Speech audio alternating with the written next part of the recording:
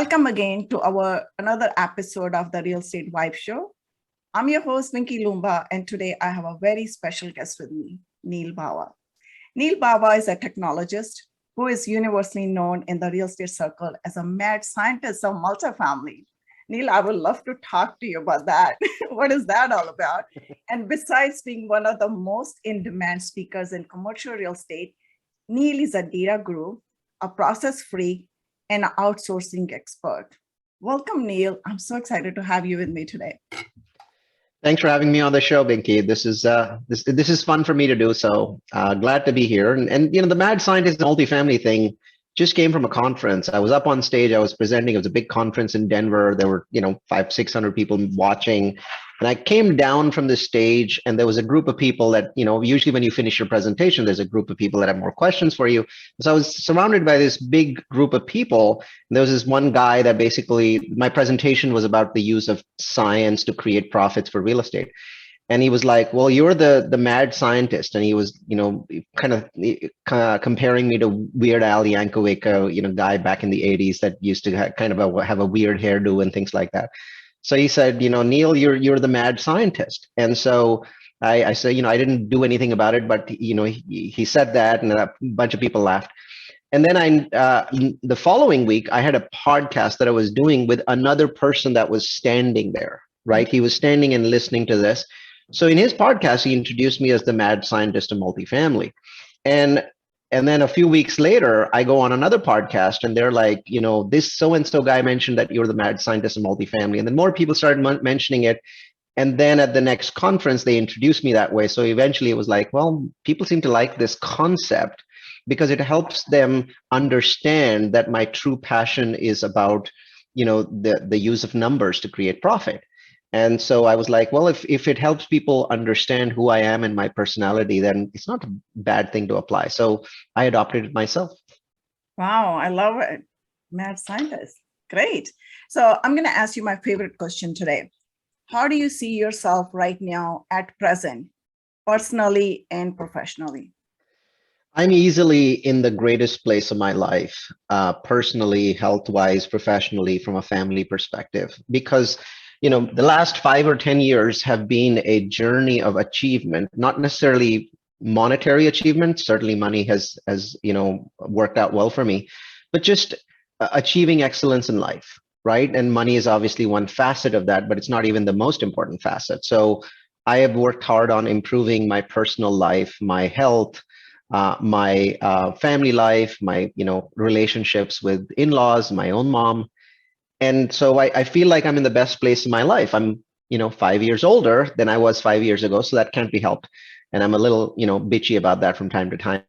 In general, I feel really great. I feel like mentally I'm in an incredible place. Share with me your background a little bit. Mm-hmm. Like what made you who you are, or how did you start into real estate? Well, I came from India, so that means that there must be some technology involved, right? So I'm a tech geek, nerd. I came to Silicon Valley. I still live in Silicon Valley. Came in 22 years ago. Started a tech career. Got hired by a tech company. That tech company then expanded. They moved me up to management. They liked my experiments. They liked the fact that I was unafraid of failure, and that's what I did. I ran a series of experiments there, and those experiments ended up in them growing 3 new businesses.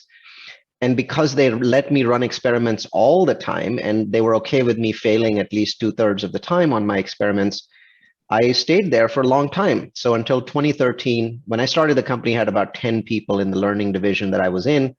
When I left, when we sold the company in 2013, so 14 years later, we had 400 employees. So it was a blast because I got to be an entrepreneur inside the company. And so I created a term. I said, I'm an intrapreneur, right? I'm an entrepreneur inside the company. So we created 4 companies, 3 succeeded, 1 failed, and had a blast. Really enjoyed it, had a great boss. He gave me a partnership in the business. So I ended up making millions of dollars when the company got sold. And he also not only allowed, but encouraged my real estate experiments, so much so that one of the earliest meetup groups for multifamily in the United States was created inside that business, inside its classrooms and meetup, inside its conference rooms in late 2010 or 2011. I don't quite remember the date, but it was early 2011. Meetup was becoming a big thing, and people had all kinds of real estate meetups, but they didn't have a multifamily meetup. They didn't have an apartment meetup. And so I was very passionate about the scale of apartments. And so I started doing that, and it sort of exploded from there. The first time I presented, 5 guys showed up. And I thought maybe, over a year, I can get to 10 or 15 people showing up. But I was in, Geek Town. I was in Silicon Valley. So, I mean, there's all these geeks running around, right? And so a year later, there were 100 people listening. And they seemed to like what I was doing with numbers, because my goal was, the problem with numbers is they're boring and they're hard. And so I became obsessed with the idea of making numbers easy to use to create profit. And so I would have other people look at what I was saying, and they would say, no, Neal, say it this way. It sounds better. It's easier to understand. So I spent a lot of time actually trying to demystify numbers and make them easy to use. And people like that. So eventually my audience started growing beyond the geeks and the nerds to other people that are not as geeky, not as nerdy, but they sort of liked what I was saying, and they enjoyed the benefits of it. And so now I'd say there's probably 20,000 people in the United States that follow me. There's about 8,000 taking a course that on real estate analytics that's on Udemy. I think there's 9,000 taking the course right now. And there's altogether about 20,000 people in our ecosystem that follow us and go to our webinars. And there's only about 700 that have invested with us so far. So I think we have 720 investors, which is a lot in the syndication industry. But I still feel like I could do a lot more. So that's the journey. And you said you were unafraid of failures. How did you develop that mindset that you're like, I'm gonna embrace the failures, because the success is always the other side of the failure? When I came to the US, I think I was 27 years old. I didn't have that skill. I was afraid of failure like everybody else, right? But I think that sometimes it's the environment. The CEO of the company that I was in was a Iranian guy, very educated, PhD, multiple masters from Caltech and Minnesota. It was just a very nurturing kind of person. And he realized that I had constant ideas, because I'd just walk into his office with 10 new ideas and I'd talk through them. And usually he would sort through them and point out some of the obvious flaws in my thinking. And then every once in a while, there'd be a good idea. So we would, schedule a meeting to kind of sit down and hash through it. And then he also realized that I was a strong implementer. And so I think it was the fact that I was in a good environment that helped me. He was not unafraid of failure himself. It's interestingly enough, he was very phobic about failing. But for some reason, he didn't have the same phobia when I failed. And I never figured that out. He's still one of my best friends. He's retired, lives in a mansion on a hill at the top of Fremont, California, overlooks the Tesla factory. He's got a beautiful palace that he bought with all the money that we made. But it's weird. He still wants to do lots of things because he's afraid of failure, but doesn't mind me doing them. And I never figured that out. Just a quirk of personality. It's the company, right? You kept. And also you said you used to get multiple ideas all the time. And now too, you get multiple ideas. So it means you have, or your brain is wired in a certain way that you are away from that daily kind of rat that people are caught up in that. And they have never time to sit down to kind of, connect with themselves and see what kind of ideas they have or how they can make things happen in your life. So I think that's really important. I can tell you this, and this is very counterintuitive, right? So I got more and more successful the less and less I worked, right? So what I found was that early on in my real estate career and early on in my technology career, I was obsessed with the idea of working hard. So I would work, 70, 80-hour weeks, and I'd be just crazy number of hours. And I produced a lot of output. But sometimes that output was high productivity and sometimes it wasn't. But even when it was high productivity, it wasn't necessarily high results. It simply meant that I was productive, right? And so as I grew older, I realized that that was actually not the path. So I made conscious attempts to reduce the amount of work that I was doing. So I could sometimes just sit there and think about a problem that I had for an hour or 2 hours. So right now I don't work Fridays. So on Fridays, I basically sit and think about problems and challenges. So throughout the week, as I have problems and challenges and I don't have time to address them, I create a meeting request for myself on my calendar on Fridays. And it goes from about 10 o'clock to about 3 o'clock. So at 5 hours on Fridays. And so then on Friday, I have nothing else to do, no meetings, nobody's calling me. They know that, if they call me, it's going to go to my voicemail.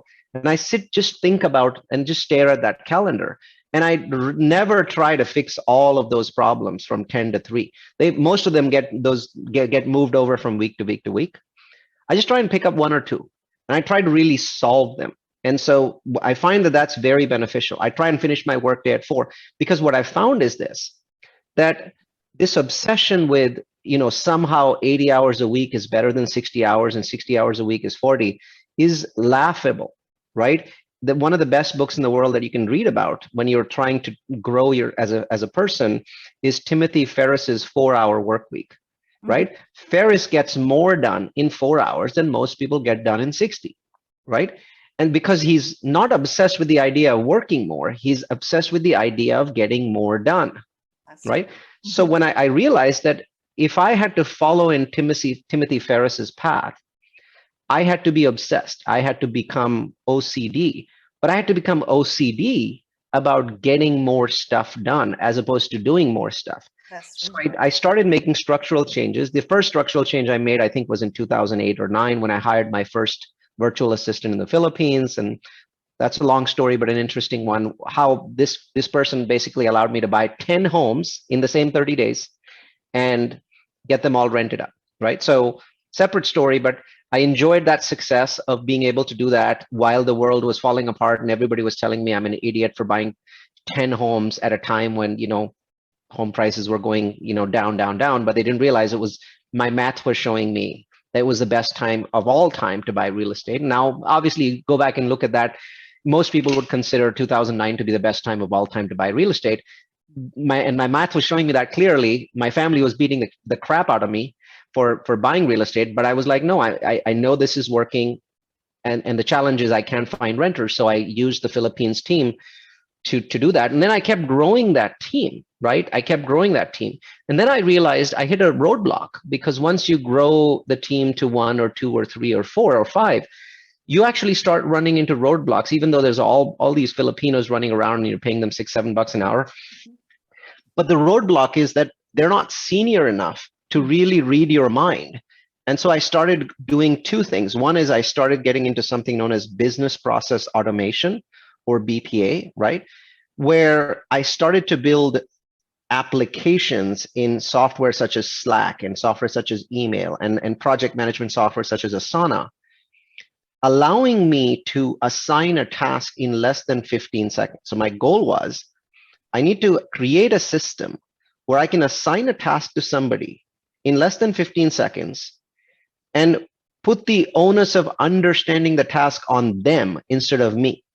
Because most people don't assign tasks because they're like, this takes forever, right? So I built different tiers of task assignment. There's a 15-second tier, there's a 1-minute tier, and a 3-minute tier. So I gave myself 3 different methods. And then I created business process automation around those tasks assigned, because assigning tasks, whether you're assigning them to people in the US or the Philippines, is something that most people can do, right? It's the follow-up and the accountability for those tasks that's the problem. Because I hear lots and lots of people experiment with virtual assistants, and almost universally their experience is poor, right? That's because they think that their job is to take tasks, assign it to people, and explain those tasks. Yeah, but that's only the beginning of your task. That's true. There's something that you have to do before you assign the first task, is to build an accountability structure for anyone that accepts a task from you. And so I built those structures. I also built mid-level managers in the Philippines that could read my mind, that could do things before I tell them to do it. And so then, of course, that allowed my business to grow. And eventually we went to the point where we stopped hiring people in the Philippines because we were making a lot of money and we could afford to hire people in the US. So, at one point, 85% of my company, my org chart was Filipino, and now it's down to about 55%. right?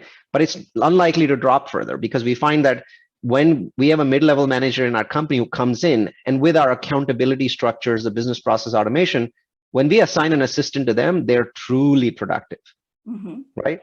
So what we are often able to do, not always, but often able to do is we're able to take a $40, $50 an hour US employee, assign a $6 an hour Filipino, and get at least 50% more efficiency, right?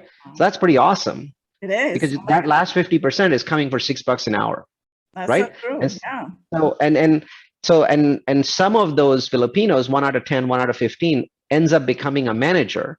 Exactly. And now we're paying them $8 an hour, but they're doing the same job as that $40 an hour person, right? Or $50 an hour. So it's a process. It's really, really tied to creation of accountability. And I know this is not a sexy topic, but that's why I'm known for what I'm known for, because I'm constantly running mad science experiments on what is the most useful accountability method. And I can give you some examples just so that it triggers in people's heads, but that's a long answer to your question. I think I love it. I love your process-oriented mind.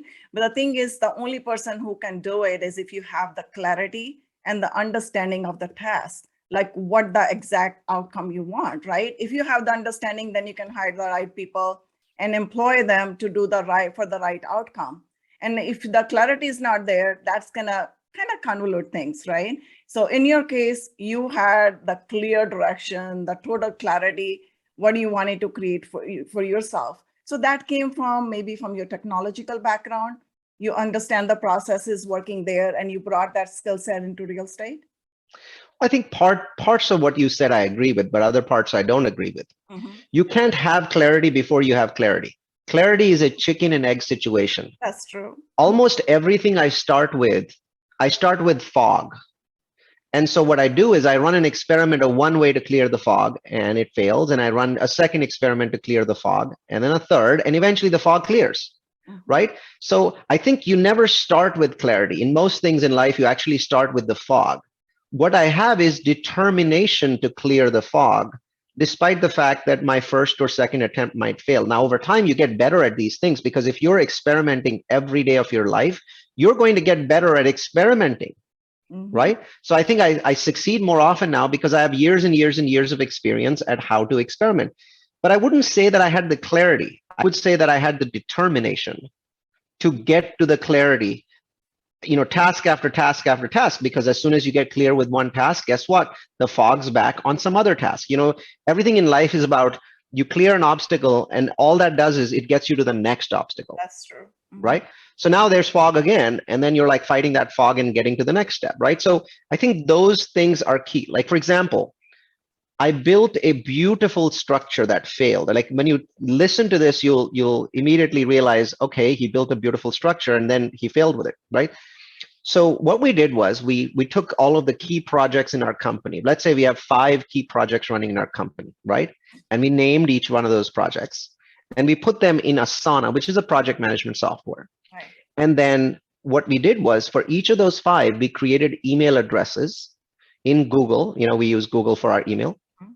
And then we set it up so that when you send an email to that email address with let's say Vinki's name in the to field, right? The email address was for a particular project. Now, by sending that email, Asana would then create a task inside of that project and assign it to Vinki because she's in the to field, right? And you might think, wow, that's fantastic, because now all you have to do is you have something in your email and it's a task, and you can basically just click on Vinki and send it out to Vinki, and you don't have to worry about it, right? It's like, okay, it's already in Asana. Why do I even need to explain this task? If they have a question, they'll come back to me, right? Well, it was a great success for a little while. But then what happened is that people started to realize that I didn't have an accountability system for everything that they had in Asana, right? So what happened is, early on, everyone was like, hey, it's a task from the CEO of the company. I've got to go do it. So it worked well for a while. But then over time, the tasks build up to dozens or hundreds of tasks. And so now people were basically like, well, nobody's looking at me, and so I'll do some and not do some. So we had, intermittent improvements. So then I realized that we have to find a different way of doing this. So what we did was, we have a software called Slack. We hate email. We tell people email's bad. Don't use email.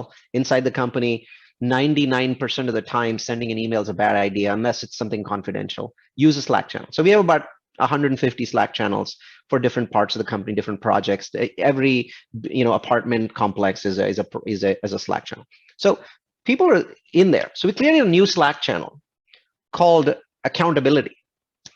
And we hired a manager in the Philippines.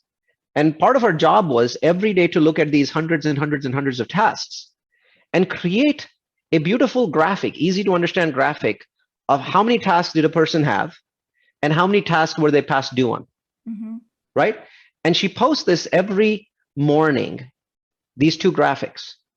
And we don't post comments on it. We don't beat anybody. We don't, sometimes we'll say, yay, good job to somebody who's doing a great job on them. But you know what that did? It was the other piece of the missing piece of the puzzle, because now there's managers assigning tasks directly through email at high speed, right? And now there's a manager checking to make sure that all of these tasks are being done and creating a visual system. And the visual part of it was most important, because if they'd created a table, it wouldn't have the effect. But the fact that it's a chart, a graph, showing the largest number of tasks past due, no one wants to be the top bar. Everyone wants to be the bottom bar. The least number of tasks assigned, the least number of tasks open, the least number of tasks past due. And so now everyone's in this mad race to finish their tasks as soon as they're assigned, because they know that the next morning they want to be last and not first in that graphic, without anyone ever talking to them. That's accountability. Yeah, exactly. I think that's what people need, especially who are I won't say the bottom level, at a level where the real action is happening, kind of, making your, connecting the art, making the deliverables. So earlier you said you made the numbers look easy to read or easy to understand for people. What exactly did you do with the numbers? So in 2009, I bought these 10 homes in Madera, California, and they were very successful for me. Long story, so I won't get into it.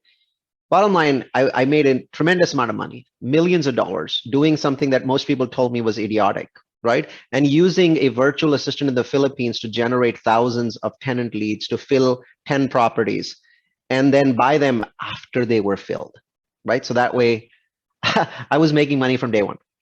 So I did that.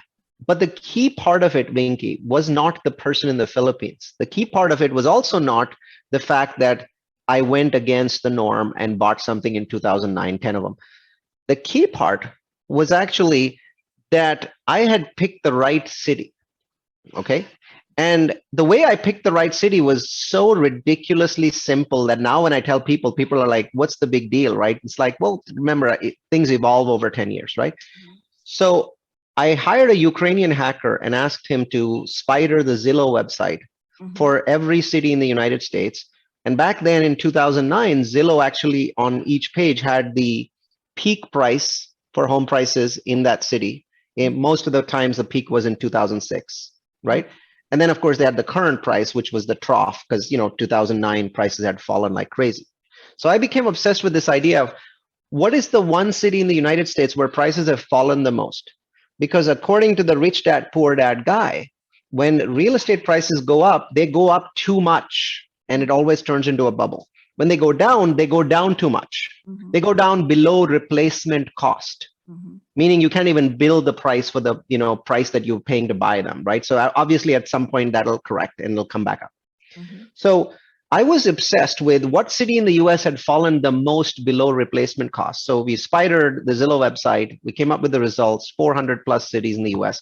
And luckily I live in California, and the city that had fallen the most was Madera, California, 69% from 2006 to the end of 2000 or the beginning of 2009. And so I picked the right city. It was so far below replacement cost that when it came back up, I mean, the stuff that I bought for $90,000, I've refinanced them now at $350,000 each, right? So that's about roughly 4x increase in value over 12 years, right? So bottom line is, it was about the numbers. So the victory was not mine, it was the numbers. So I became obsessed with this idea of creating a toolkit to figure out the best cities in America at any given point of time, because I became convinced that there are no best cities in America. Most people who live in the San Francisco Bay Area think that it's the best. New Yorkers think that their city is the best, and Chicagoans think their city is the best. And I'm here to tell you that they're all wrong, guaranteed. They're absolutely wrong. Your local market is almost never the best market. There's some market in the US that is the best this year, and next year it'll be a different market, right? That's what numbers tell me. That's what data science tells me. So I became obsessed with this idea of creating a toolkit. Mm-hmm. And it took me several years because, I'm a technologist, so I complicate everything, right? And so eventually people told me this is too complicated. So then I became obsessed with a new idea, which is I have to figure out how good or bad a city is for real estate investment in 10 minutes, right? I'm not trying to be the most inclusive. I'm not trying to be the most thorough. I'm not trying to, hit the 99.9 percentile. I'm trying to hit like a 95% chance that this is the best city, right? And keep it simple. So I created that system and I called it Location Magic. And then I started teaching it in meetups in the San Francisco Bay Area. And then people started calling me at conferences.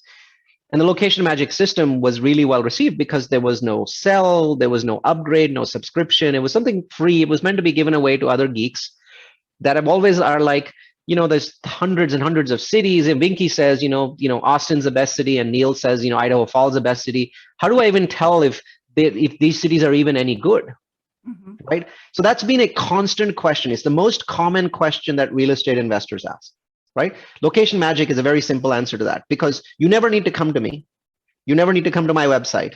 You just need to get your hands on the Location Magic kit. And once in a year in January, when the numbers change for each year, we update the kit, right? And then you come to our website, grab it and go away, right? And then basically it allows you to find these cities. And things were going well. Hundreds of people were using the kit. But then what I realized is I wanted tens of thousands of people to use it. So I go and ask people around, how do I get like more visibility on this? And they're like, there's this website called Udemy. Why don't you go to udemy.com and publish your course there? And I'm like, should I charge for it? And they're like, no, just publish it. And so I'm like, okay, I'm going to go there. I'm going to publish this course. And now if you go to udemy.com/realfocus, REAL focus, you'll see the Location Magic system. You'll see 1,000 5-star reviews and about 10,000 people taking the course right now. Right? So I don't know who these people are. Udemy doesn't even give me their email addresses. So I have absolutely no clue who they are. Right? I get emails from somebody at least twice a week telling me they're using my system or they used my system and they made this much money in this city. And it's usually cities that, Vinki, I don't even know where they are. Right? Like the US has 3,000 cities and towns, right? So how could I possibly know all of them? But it's nice to hear people using the system for so many years and benefiting from them. And it did financially work phenomenally for me because roughly 1%, 2% of those people eventually said, this is too hard to do, even though it's 10 minutes. Because after 10 minutes, all I know is which is the best city to invest in. I still have to spend hundreds of hours to go do the investment. So 1% of those people ended up being my investors and allowed me to build, a portfolio. Right now, the portfolio is about 500 million. And we have 400 million that we're building, so that it'll become about 900 million by the end of this year.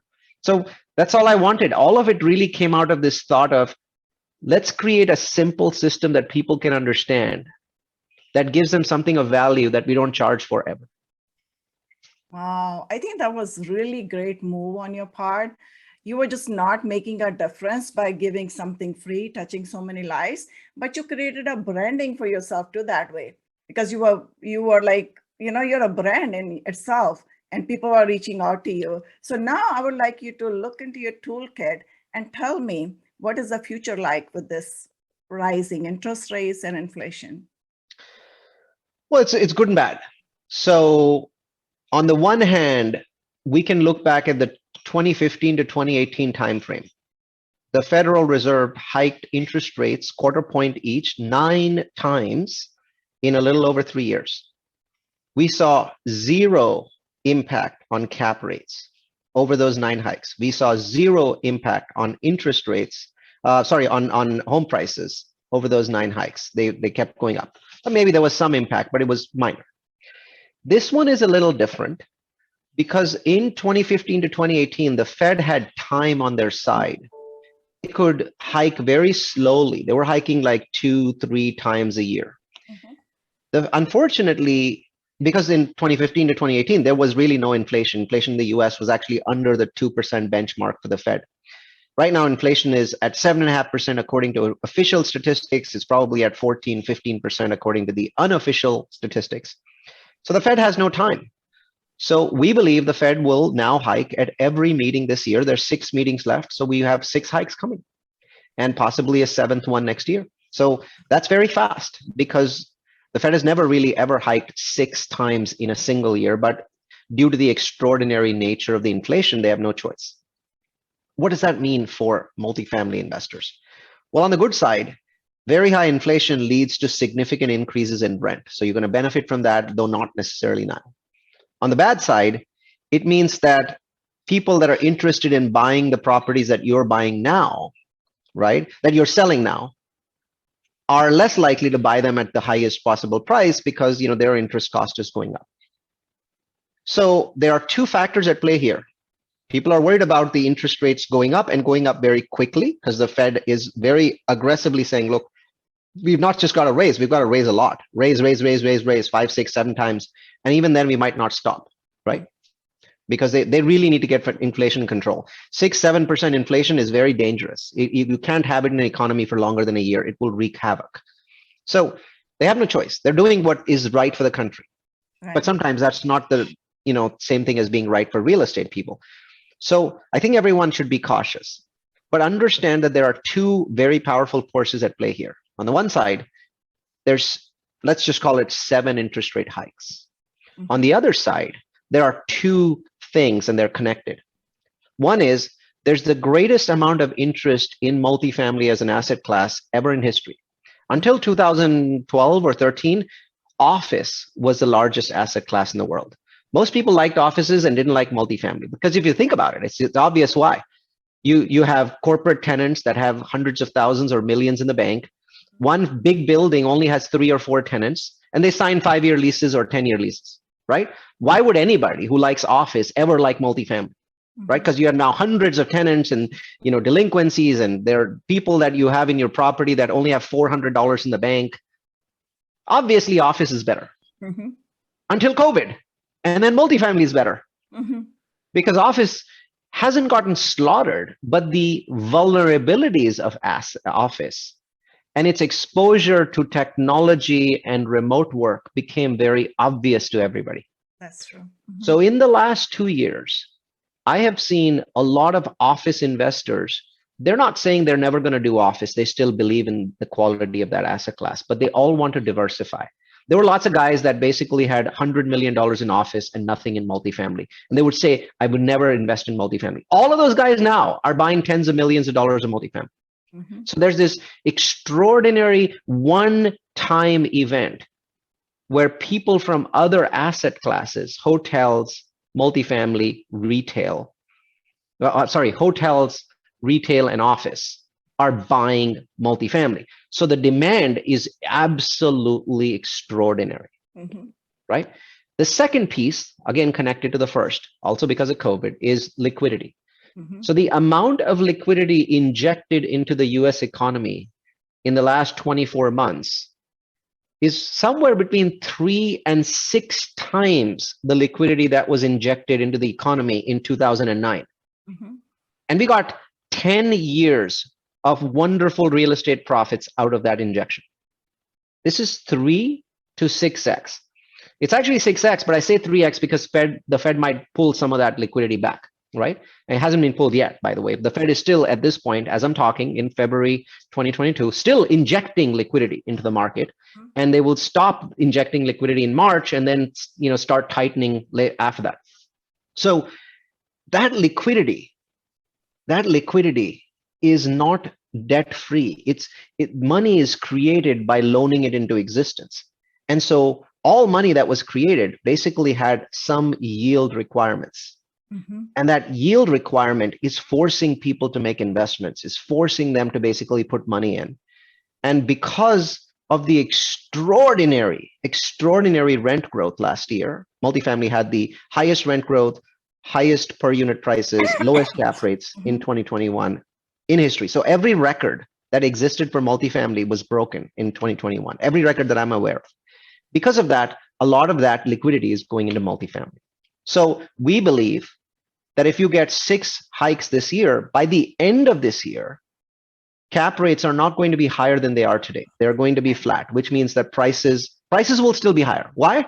Because prices are based on 2 things: cap rate, which is stable, right? And rents, which are going up at a very high rate. So the price per unit at the end of this year, we project, is going to be significantly higher. The cap rate at the end of this year will probably be where it is today. And it might go down a little bit in the next 3 months as people rush to kind of buy things before interest rates go up, and then come back up as things adjust and interest rates get higher. It's hard to tell where multifamily will be next year, but for the year, I don't, my official take is that multifamily will do well because rents are increasing very fast. Right. And cap rates cannot decompress. They might actually compress a little bit in Q1 and compress a little bit in Q2 and then decompress in Q3 and Q4, which means by the end of the year, they should be where they are today. Oh, so you think with this going rise in interest rate and then also the rise in inflation, wouldn't that at some point, it's going to be more supply than demand that might lead to kind of a recession kind of state? Well, I think multifamily doesn't lead to recession. The real estate sector has only ever created one recession, and that was 2008 because, all kinds of bad things were done. But generally, real estate doesn't create a recession. It has to live in a recession created in the economy. Right. The real risk here is that the Fed tightens so quickly that the US economy goes into a recession. In 2015 to 2018, they were very clever and did it very slowly because inflation was not affecting them. Today, they have no choice. Right. Inflation is so high that they will tighten very fast and very aggressively, right? Otherwise, they have, even worse repercussions.